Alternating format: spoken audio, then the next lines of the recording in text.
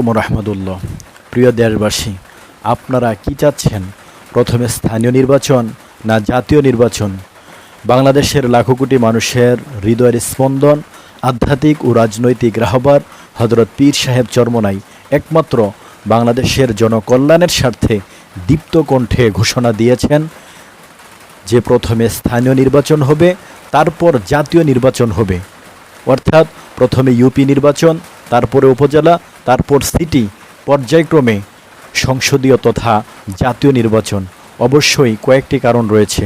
প্রথমত, বাংলাদেশের গণমানুষের যে আশা আকাঙ্ক্ষা, যে কাঙ্ক্ষিত স্বপ্ন জাতীয় নির্বাচন, এটা স্বচ্ছ হবে কিনা, ভালো একটা পরিবেশ তৈরি হবে কিনা, সেটার পরীক্ষামূলক প্রথমে আমরা স্থানীয় নির্বাচন চাই।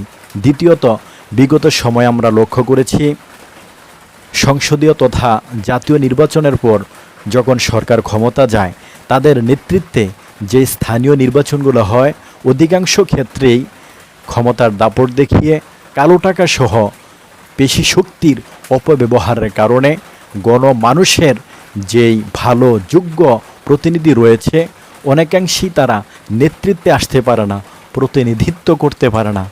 তাই আসুন, বাংলাদেশের সেই কাঙ্ক্ষিত আশা, বাংলাদেশের গণমানুষের সেই কাঙ্ক্ষিত স্বপ্ন, আশা আকাঙ্ক্ষার ফলশ্রুতিতে এবং একটি দুর্নীতি বৈষম্যহীন দুঃশাসনমুক্ত ইনসাফ ভিত্তিক বাংলাদেশ বিনির্মাণের লক্ষ্যে প্রথমে আমরা স্থানীয় নির্বাচন চাই, তারপর জাতীয় তথা সংসদীয় নির্বাচনের দৃঢ় প্রত্যয় গ্রহণ করি।